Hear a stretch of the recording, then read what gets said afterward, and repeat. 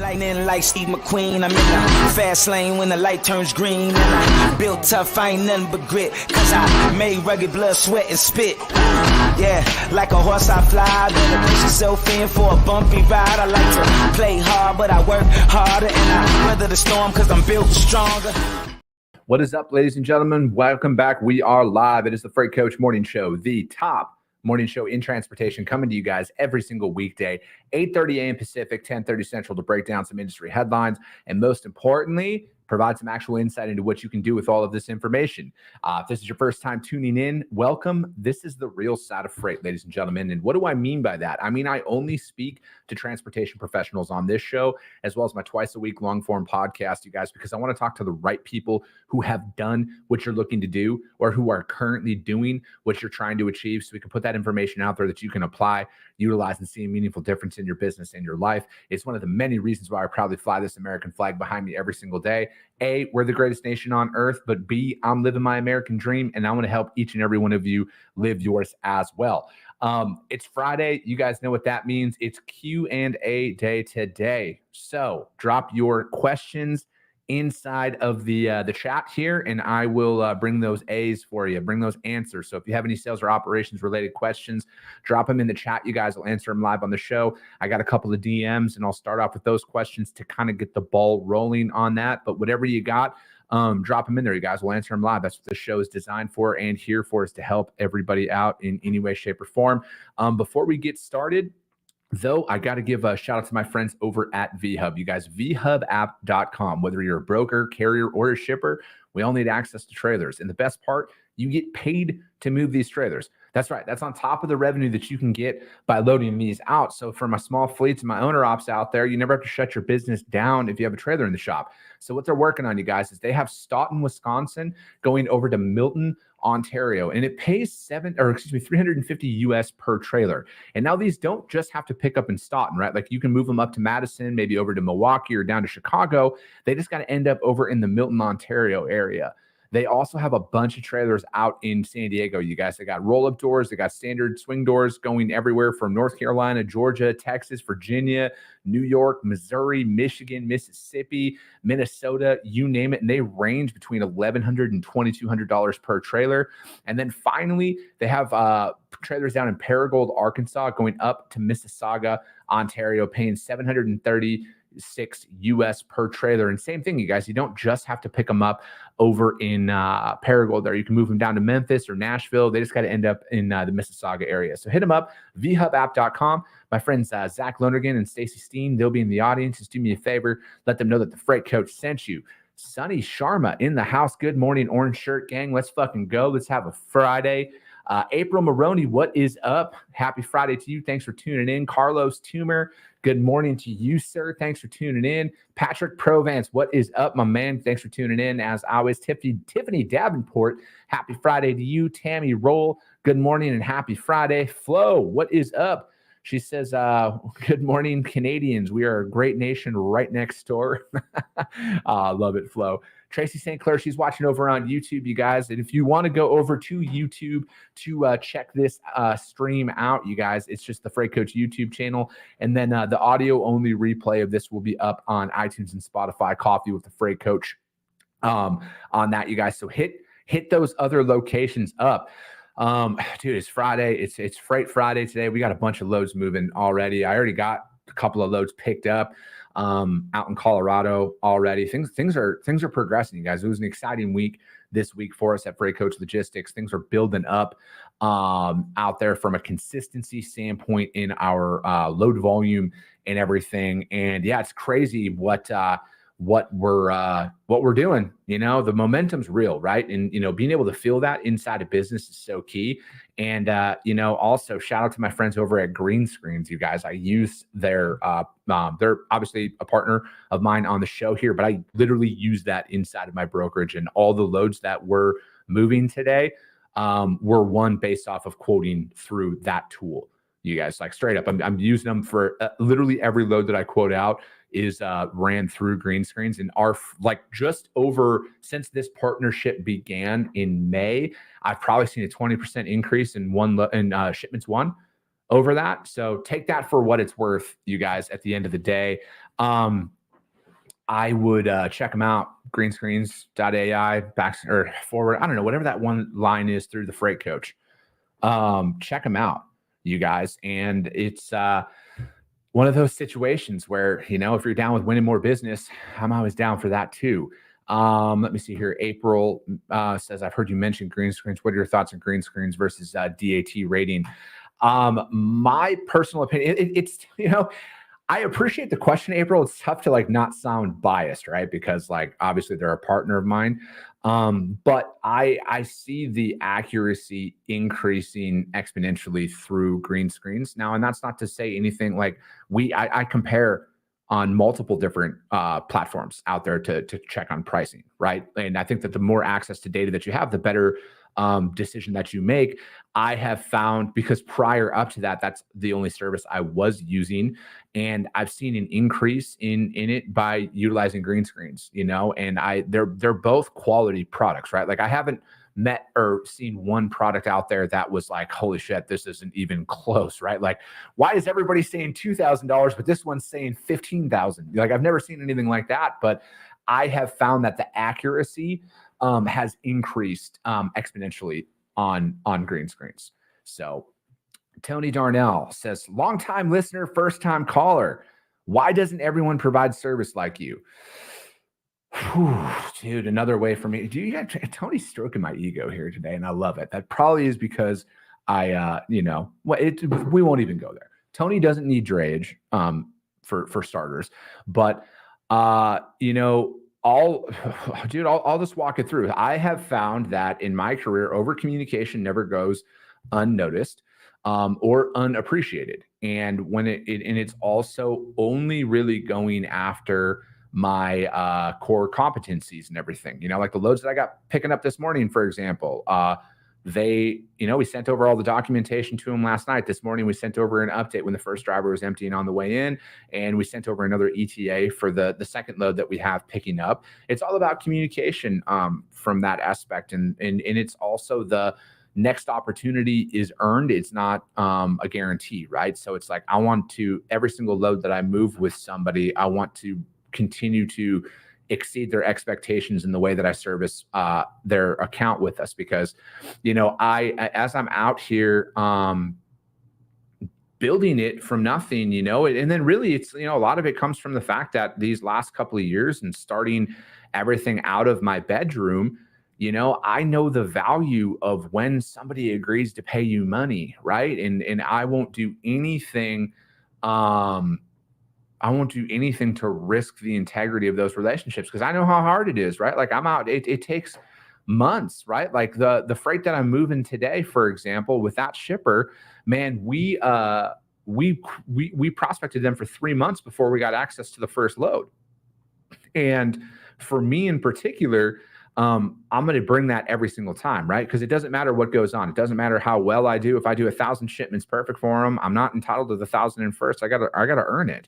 Right. And I want to definitely earn that business every single time. And I want to continue to bring that out. And I want to be evident in my follow-ups too. Right. And, Tony says perfect mindset, great ethic, genuine care for each load.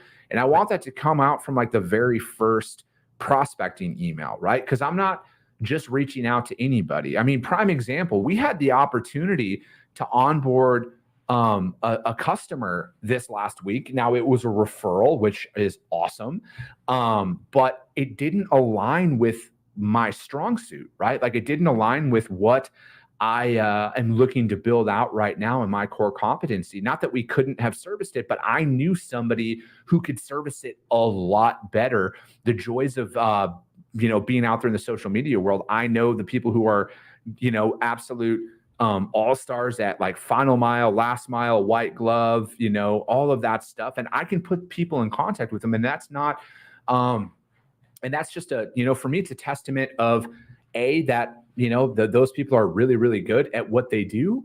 But B, I don't want to, I don't believe in taking uncalculated risks, right? Could I have done it? yes, I could do that, but am I going to effectively move that freight, and are they going to have a positive experience with me? I don't know. I don't want to risk it. I'd rather put them in contact with somebody who can do it more than me, or more effectively than me. Let me see here. Andrew Teal says, haven't used green screens, but a DAT user. My complaint would be that the rate that I see on a lane on Monday might be data from 14 days prior. End of month pricing is going to be different than loads moved on 6-12 weeks before. So you're still providing a guess on stale information, not a slight or anything. He says they give you what they got, but you can't just copy and paste without understanding context and where you are in the calendar. And then April says that's exactly the issue. The info could be old. In this market, we're trying to still find the bottom on certain lanes of commodities. We can overshoot and overbid ourselves. And then Andrew Teal says, yes, it could be stale, and you have to check on that. And that's the huge downside. Yeah, and that's the thing is that real-time data, and that's what I love the most about how pricing tools are growing, right? Is it's the fact that like you're getting that real-time data that's being processed based on, quotes won and actual freight moved and everything. And, some of those lanes, don't change as often, but, to Andrew's point here, you guys, we're coming end of month, end of quarter next week. There's going to be a big, well, I can't say a big increase, but generally speaking, historically speaking, we'll say there is a massive increase in volume around that time. And then on top of that, the week after is the 4th of July. So take that into consideration when you're bidding on freight next week, right? If it's supposed to pick up on Friday, is that receiver open on Monday, the 3rd, because the 4th of July, I don't know if you guys have heard of it, kind of a big deal. Sarcastic, it is the biggest deal out there. But anyways, like, is that receiver going to be open on that Monday? And if they are they open full hours and everything else? That stuff affects pricing, you guys. It really does. And, when you're out there bidding on freight, you need that real-time data. I think, though, April, in my perspective, if I'm about with the information that you're talking about in this market, on certain lanes, I always think like that real time, like calling out to carriers or, calling your in-network carriers that you've worked with and hold those lanes to see where they are real time on those rates. That's always going to be the most effective tool. Like I personally think is the carriers who have done those loads for you in the past. And for me, it is that's the best part, right? Is getting out there and really finding that rate on that lane. And, and that's just the, man, I'm just going back in over my career that it's like working with those same carriers time and time again and providing that consistent pricing, because it's like, I'm all about finding that, like creating your own freight market, right? Like I want to be out there building relationships with carriers and really in finding my own market and building my own market on certain lanes, right? Like where there's a contracted rate, there's a spot market rate and everything else. But like, what's my rate that I can lock in with my customers and my carriers where it's a mutually beneficial partnership, right? And it takes a lot of effort. And I'll never sit here and say that this is easy. None of this shit is easy. It's easier if you, go over to broker carrier and one-click notify all the carriers who've done those loads for you in the past, and capacity management. But if you're out there and you're doing it, like I want to reach out to the same carriers time and time again. I want to work with the same carriers time and time again. In April, I scale it back to like, that's my outreach when I'm prospecting, when I'm prospecting freight, right? Like if I'm out there, I'm only going for specific lanes, right? And I'm really trying to build up a network in a specific region. And I think that really, really helps with the most accurate pricing because, like, again, not everybody can afford technology, right? Like not everybody has that in their budget. I would highly, highly recommend you get it if you can. It's an investment and it's going to be worth it. I think that for me personally, building up strategically in a region, right? Like I specialize obviously in open deck and heavy call, freight coach logistics. We're the best provider of that service in the world. You can't convince me any differently of that. And we really are building up our network in the Southwest here, right? So like Arizona, Southern California, Nevada, Utah, Colorado, New Mexico. That's my core area that I'm focusing in on from a prospecting phase. And then the specific lanes that we're running are also inside of that region as well, right? So that's really what I do. And that's how I prospect. And I feel a lot more confident with the rates that I'm quoting, because like, say somebody does call my bluff and they're like, all right, motherfucker, what's your rate on Phoenix to Reno, Nevada? I'll feel more confident knowing that, because like I have carriers that have ran that for me. I've personally ran that recently, or I've done enough research on it to know where I'll be with that. So like, that's kind of the long form answer, I guess, with that, April. But, that's kind of the way I really attack this. And I think like, as somebody who's building up their book of business from scratch, like, yeah, I've been in this industry for a long time, you guys. But I hadn't brokered from 2020 to 2022. Right. So I like that 3-year span, I didn't broker any freight. I was consulting, I was doing sales training and everything that was out there. So like, I'm rebuilding everything from nothing. Right. Like all the old, like all my old contacts, like heck, one of my biggest customers that I'd worked with prior took me 4 months of prospecting before they took my fucking call. Right. And that's where it is right now. But, it's building it up, and it is that brick by brick mentality. And I think that it's more effective to stay inside of that, because again, I don't have the resources to, or really I've been doing this for too long to call 17 different styles of shippers that are out there for the sake of doing it. Right. And it, for me, it is, that's just the most effective approach. And that's the approach that I'm going to stick with it. So I'll show it, you guys. My whole plan with all of this content is to show you, hey, this is what we did to get to 1 million, 5 million. And then we took it from 5 to 20, and then 20 to 50, and then 50 to 500 and all that. I'm literally just going to lay it all out there for you guys. And we're going to show it and talk about best practices through the entire time through our content and stuff like that. So let me see here.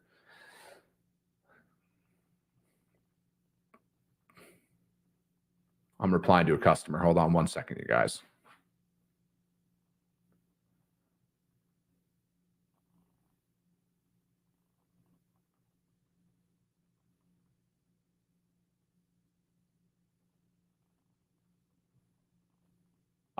Sorry about that. Like I said, you guys, I'm out here building this shit up, and these opportunities that are coming across are we're fighting for them right now. So I had to reply in that moment. I appreciate that, Sunny Sharma. He says broker carrier is the easiest way to reach all of your carriers with your available loads. Sonny, thank you for being an advocate for us, and a customer of ours and a supporter of ours and everything else, man. We appreciate you. April says, absolutely. We have customers that do quarterly and monthly bids and bids for it, and sometimes I get lanes that I haven't done in months. I always keep lists of my preferred carriers and reach out, just trying to get a feel on better rates outside of the guys when they aren't available. And I'm definitely going to look into green screens. I appreciate that. I appreciate you, April, and all of your support and everything out here. Alexis Bailey, good morning to you. And then she says, what is your take how to operate government contracts under a brokerage, or what should commission profit look like? I am going to say, are you connected with Melanie Patterson at all?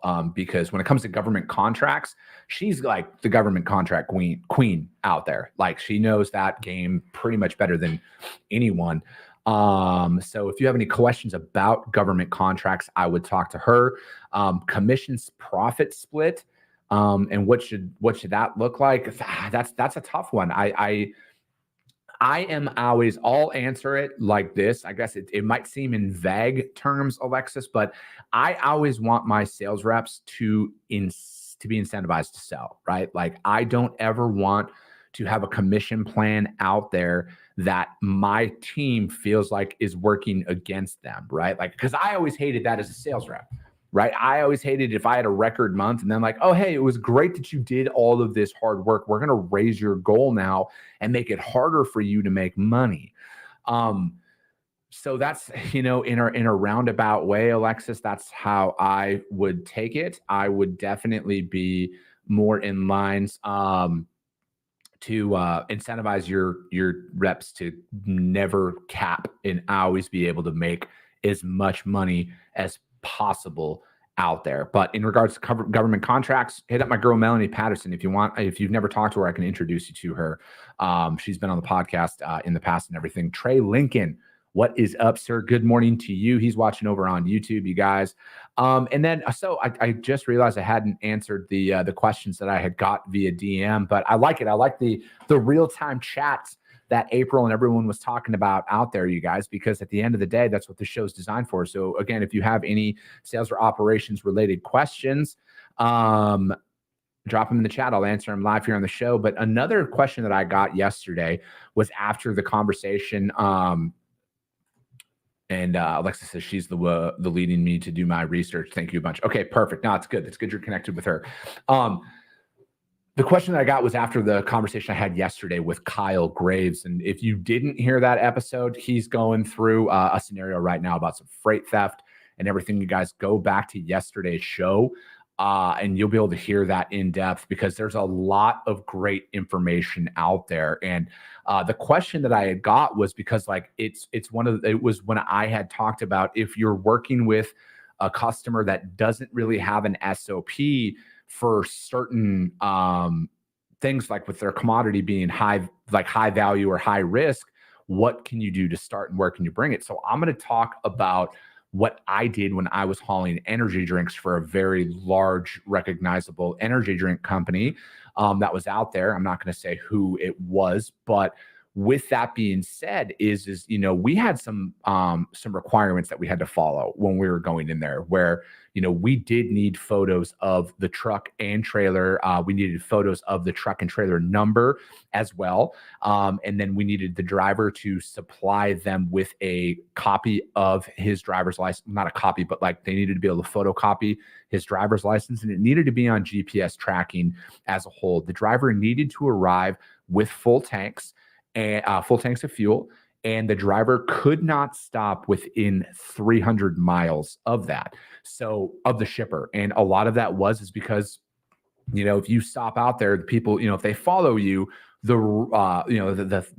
crime rings and stuff like that, they're only going to do it for so long. Like they're not going to follow you for 300 miles, for example. And that's what they had wanted us to do. So we did that. And then we also, depending on where the load was going, we sent them out of route. So we paid additional money for them in these moments, and the customer was aware of that, and they approved additional money to send them out of route.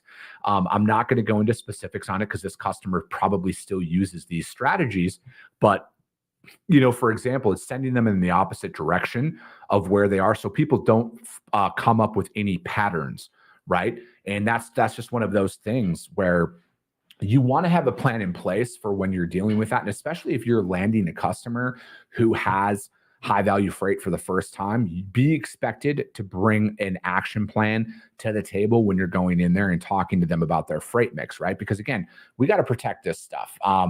And we got to continue to do that because shit, like this stuff's expensive, right? And then especially if it's, $250,000 or more value of freight, you want to have that stuff in place, and you want to be able to know how to talk about all of this stuff and bring something to the table. And if you're dealing with this, or you have a specific customer that doesn't have anything like that in line, bring that to the table, right? And shit, you should be doing that for really any of your loads in any freight market, but like you should have something in place here which you're checking, especially if it's a high theft item that's out there. Most retail stuff, most bottled beverages, it's all quick, right? It's all quick. And, again, this is just coming from somebody who, unfortunately, I've had loads stolen before. I had 3 truckloads stolen in a weekend, right? All from the exact same truck stop and shit like this. Fucking, again, you can't say that it wasn't an inside job at that point, but still, like this stuff happens, you guys, and you have to be one step ahead, and you have to be thinking outside of the box. This shit goes so much deeper, you guys, than just give me access to your freight, bro. Let me quote some of your loads, bro. Let me try and save you some money. You got to be a transportation professional, you guys. You have to have a plan in place to do a bunch of this stuff, because if you're not, like, scenarios are going to happen, and then you're going to look back and your insurance company might deny the claim, right? And then what do? Customer's going to say, I need that $100,000. Where's that going to come from, right? And it's all, you can minimize it. I can't say shit's avoidable because bad shit happens, right? Like, I'm sorry, but it's fucking life, right? But what can you do to be prepared to minimize that exposure and have a plan in place out there? Patrick Provence says, Alexis, are you trying to secure contracts on your own and use the brokerage to find capacity? I'm trying to work that puzzle out as well. Maybe you guys can connect about that. But, and then furthermore, talking about, the insurance side of things, I'm going to have to do, I know I have Cam come on the show a lot, but I think I'm going to have, the next time I have him on, we're going to break down like how to read a certificate of insurance. And, and again, like that's my big thing about monitoring services that are out there, because, if you're like utilizing reefer freight, for example, just because they have an active policy doesn't mean it's the right coverage that's on there. And what do I mean by that? I'm going to be honest with you. A monitoring software is not going to pick up, for the most part. Again, I don't know the ins and outs of it, but a monitoring service isn't going to pick up what kind of reefer coverage that it has. I mean, prime example, I am aware of a friend of mine who is a broker that has a lot of reefer freight, and they had a carrier take a load from them that they put the wrong cycle in the reefer, right? So it was supposed to be a continuous. The driver on accident put it as a cycle. And guess what? Guess what happened? Active insurance policy, everything. So you can't really monitor that it went out of service. It was the wrong coverage.